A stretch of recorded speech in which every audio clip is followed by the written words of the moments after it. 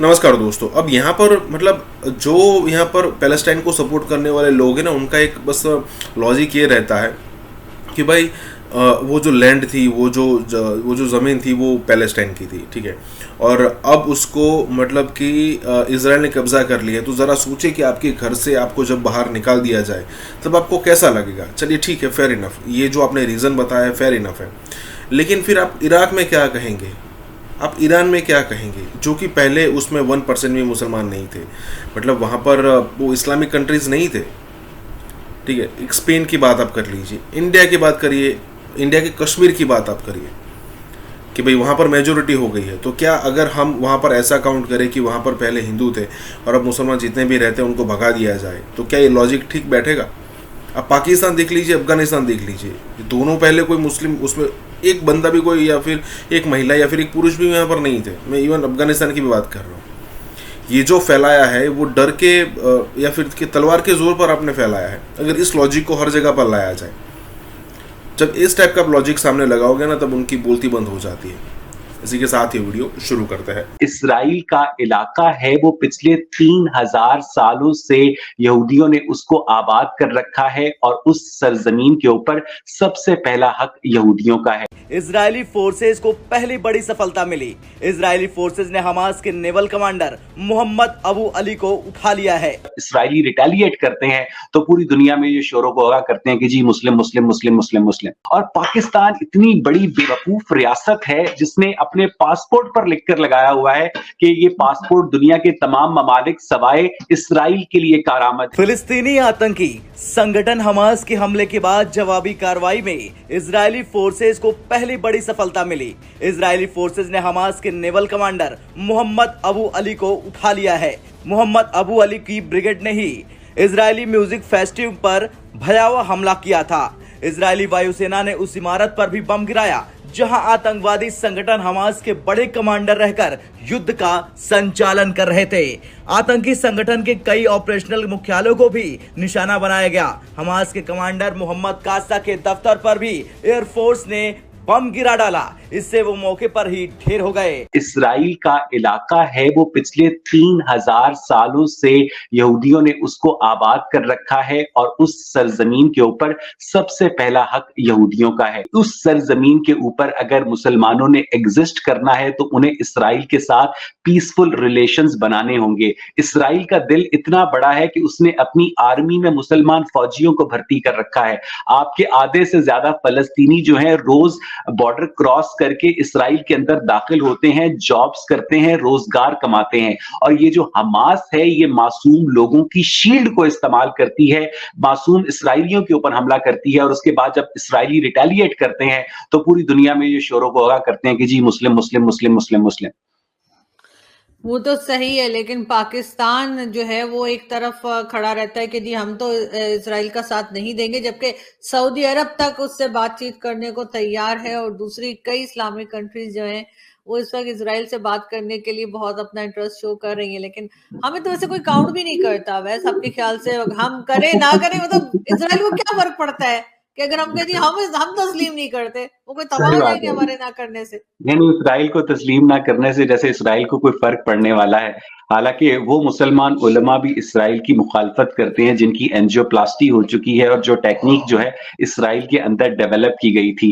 अब पाकिस्तान का सबसे बड़ा प्रॉब्लम यह है कि पाकिस्तान उन तरह के नॉन इश्यूज के अंदर मुदाखलत करता है जो कि उसका बिजनेस ही नहीं है। और ये एक्ट जो है इसका नुकसान फलस्तीनियों को ही होगा। और जैसे आप बता रहे हैं, अब कई जितने यहूदी इन्होंने मार दिए हैं अपना इजराइली, उससे 10 गुना ज्यादा वो अपनी बम्बार्डमेंट करके तो फलस्तीनी मार देंगे। गाजा के अंदर जो कुछ अभी आप बता रहे थे, ये वर्कर्स आते थे, एक नॉर्मल सा था, तो वो डिस्टर्ब हो जाएगा। लेकिन इसके पीछे एक और बात भी है कि सऊदी अरेबिया का और बाकी अरब मुल्कों का जो इजराइल के साथ ये होने जा रहा था, एक अंडरस्टैंडिंग जिसको इब्राहिमिक वो क्या कहते हैं कॉम्पैक्ट या कुछ कहा जा रहा था, उसके अंदर कोई क्लियर नहीं था कि जो फलस्तीनी है जो अंडर ऑक्यूपेशन है उनके लिए क्या हल ढूंढा गया है। मैंने कहीं पढ़ा था कि सऊदीज ने एक कंडीशन लगाई हुई है कि 2 स्टेट का फॉर्मूला जो है, जो यूएन भी अप्रूव करता है, by the way, security council में भी इसके हक में है। बाइडेन ने भी व्हेन ही बिकेम अमेरिकन कहा था कि 2 स्टेट फॉर्मूला वी एक्सेप्ट, और नेतन्याहू से जो पहले प्राइम मिनिस्टर हैं उनका भी बयान यही है, 2 स्टेट फॉर्मूला। वो कहीं ऑब्सक्योर हो गया था, उसका कहीं जिक्र नहीं था। लेकिन क्या इसको हल करने के लिए ऑल आउट इस किस्म का इजराइल पे अटैक करना कोई मुनासिब था? मेरे ख्याल से बिल्कुल नहीं। इससे जो फलस्तीनियों के जस्ट कॉज है कि उनको भी एक डिग्निटी, एक अपनी ऑटोनॉमी, सॉवरेनिटी जो भी है, वो एक पूरा पैकेज होना चाहिए पीस का, जिसमें वो भी इंक्लूडेड हो।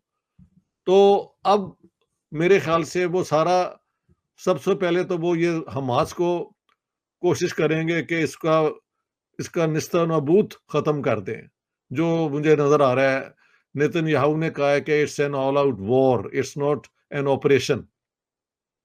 क्या वो कामयाब हो जाएंगे या नहीं हो जाएंगे, ये तो वक्त ही बताएगा। लेकिन इस दफा इजराइल का जो है ना काउंटर ऑफेंसिव, वो बहुत, मुझे लगता है बहुत पावरफुल होगा, फोर्सफुल होगा, और इसकी सफरिंग सारी जो है वो फलस्तीनियों पे आएगी। बाद में फिर अरब वो जो काउंसिल है वो क्या करेगी? ज्यादा से ज्यादा पैसे देने पड़ेंगे ना रिकंस्ट्रक्ट करने के। महल दुनिया इससे तंग आ चुकी है।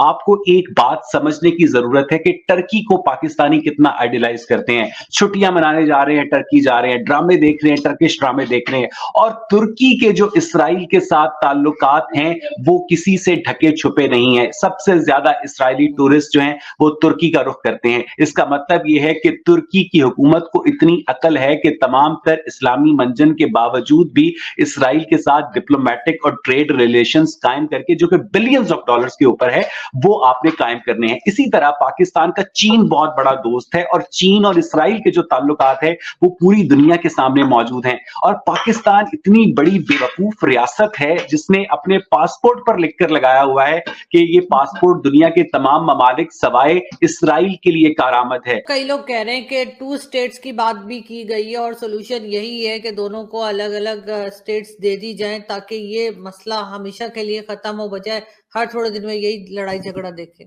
असल में प्रॉब्लम यह है कि मुसलमान किसी ऐसे सोल्यूशन के ऊपर रजामंद होने को तैयार नहीं है जिसमें उनका सो कॉल्ड किबला अव्वल यरूशलेम जो है उनके पास से जाता है।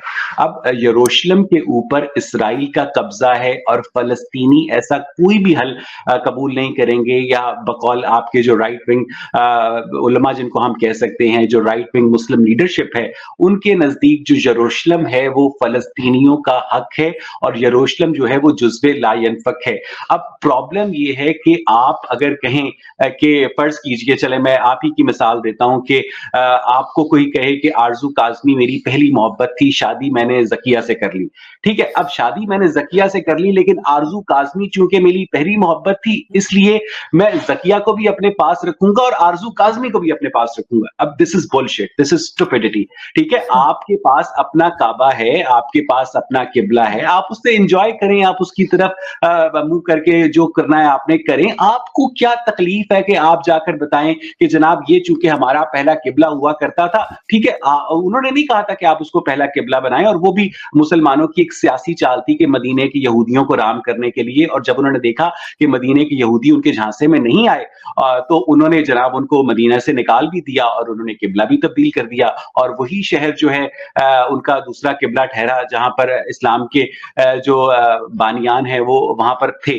तो द थिंग इज कि ये बेसिकली एक आइडियोलॉजिकल जंग थी, जिसको एक पॉलिटिकल जंग थी, जिसको एक आइडियोलॉजिकल वॉरफेयर का नाम दिया गया। और बनु कुरैजा के अंदर मुसलमानों ने जिस तरह से यहूदियों का कत्लेआम किया था, अगर आप इस्लामिक हिस्ट्री देखें तो वो एक बहुत शर्मनाक बात है आरज़ू।